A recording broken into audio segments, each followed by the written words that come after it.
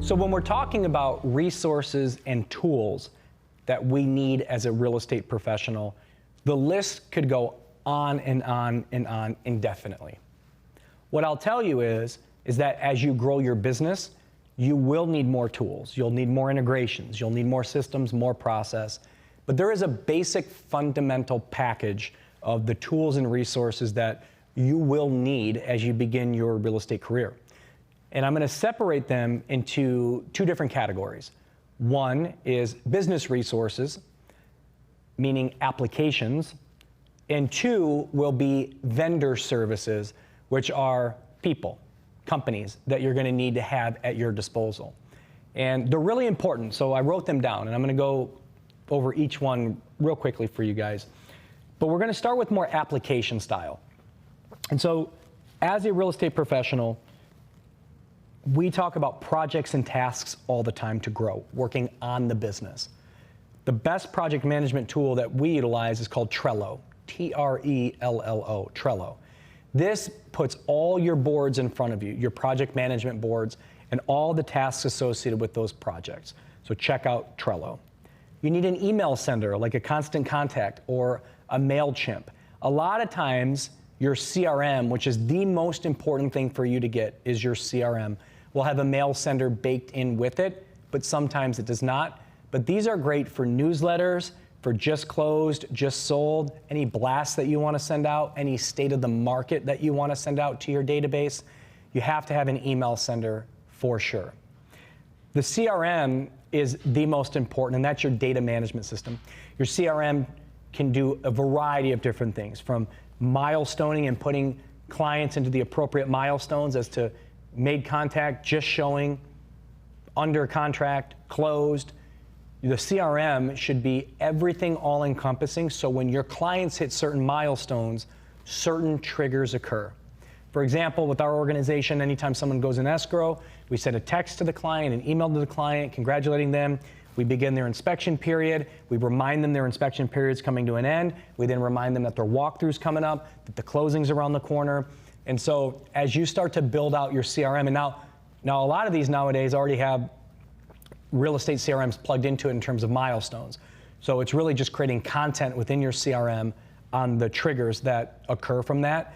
But you gotta get a good CRM out there. And most of them aren't too crazy expensive, but you have to have it.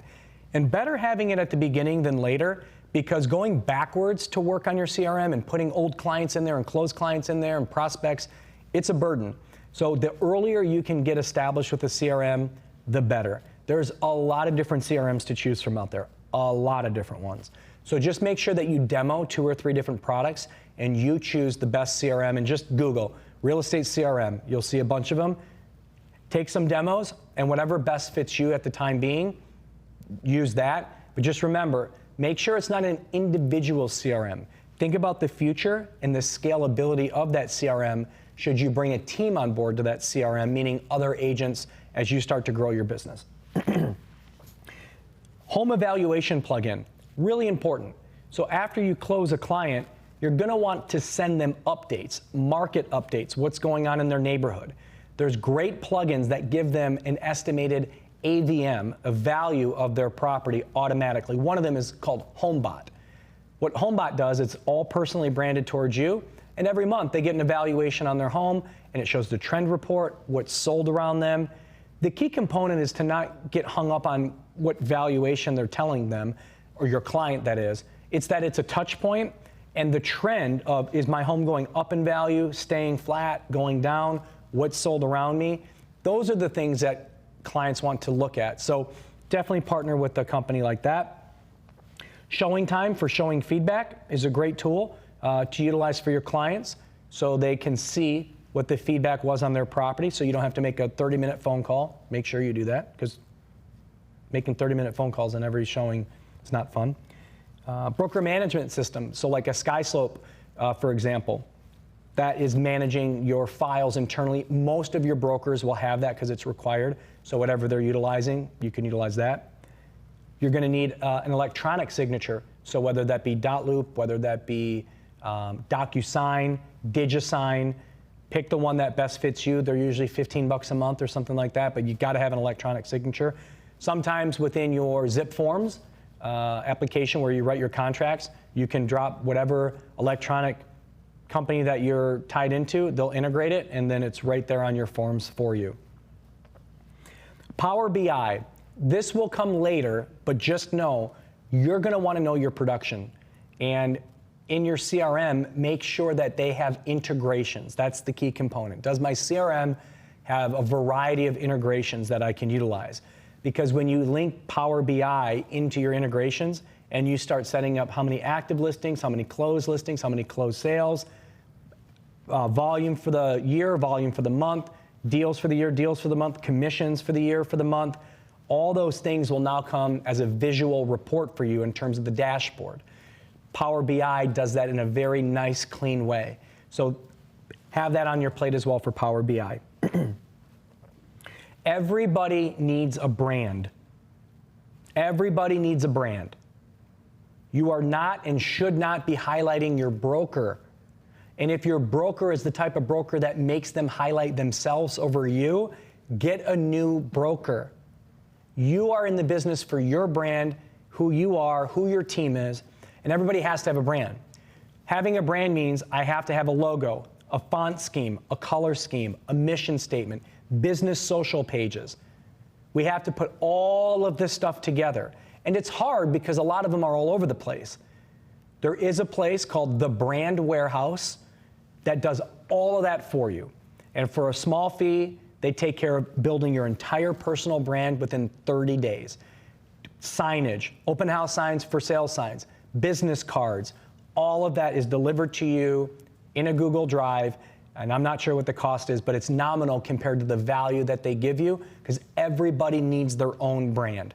Check out the Brand Warehouse. That's a recommendation I have. Social media, clearly critically important. Make sure you set up your Instagram, Facebook, and LinkedIn. Those are the three main ones for your business pages. Those are the three main ones. So I cannot tell you how important social media is if you're going to be in this business. Within social media, there's a company called Canva that helps create some really great, unique content, imaging, things like that. Check out Canva to help with your social media. When people call, someone's got to answer, and you're not always going to be available. Even though you say you are, you do go to dinner, you do eat, you do go on trips. You're not always available. Someone has to be available that represents you. There are 24/7 answering services out there. I believe Answer One is the one that we utilize internally, but that just means that no matter what, if your phone rings 4 times, they're picking it up on your behalf for you, taking a message and delivering you that message so you don't miss that call. You have voicemail, yes, but a live person answering the phone is a heck of a lot better than voicemail. So check out getting an answering service for your business as well. You're going to need to manage your funds. Get a QuickBooks account. QuickBooks can manage your bank account, your business bank account, along with everything you're doing. So when it comes to file your taxes, which we'll get into, when it comes to filing your taxes, everything is in line. Being a self-employed, independent contractor comes with a lot of advantages, but you want to make sure that you stay structured with your expenses and everything else. So I would highly recommend getting a QuickBooks account. Next are the vendor services. These are the resource, the people that you'll need to create relationships with because you're going to need them, whether it be before the transaction, after the transaction, during the transaction. So these are people that we need to align with. Photographer and videographer. You're going to need that for your listings. You're going to need an inspector for your inspections. And within that, a roofer, because the roof's important. You're going to need a plumber, because plumbing's important. You're going to need an AC guy, because AC is important. You're going to need a pool person. You're going to need a landscaper. You're going to need a house cleaner. On the transaction side, you're going to need a good title rep. You're going to need a good home warranty contact person. You, of course, need a good lender. And you're going to need a good accountant because you're going to have write-offs. Instead of being W-2'd where taxes are taken out of your check, you're going to have to owe taxes. So you're going to need somebody that understands that and is good at that and gives you the maximum benefit for the write-offs that you're allowed to have. So these are some good vendor service people that you should be looking for as well. And if you don't have relationships with some of these, ask, get a recommendation on who somebody would refer you to, but you're going to need those people. So between business applications and vendor services, these are the main core components to start with. As you get bigger in your career, you will need other resources available to you, both on the vendor and on the business side, application side. But if you start with this, I think you're in a good place, and it's a great start for you. So make sure to write these down. If you have some of these people, great. But if you don't, start searching for it. They're not going to be hard to find. Just make sure it's people that you like to do business with. But start here. This is the core component, and you guys will be off to a great start.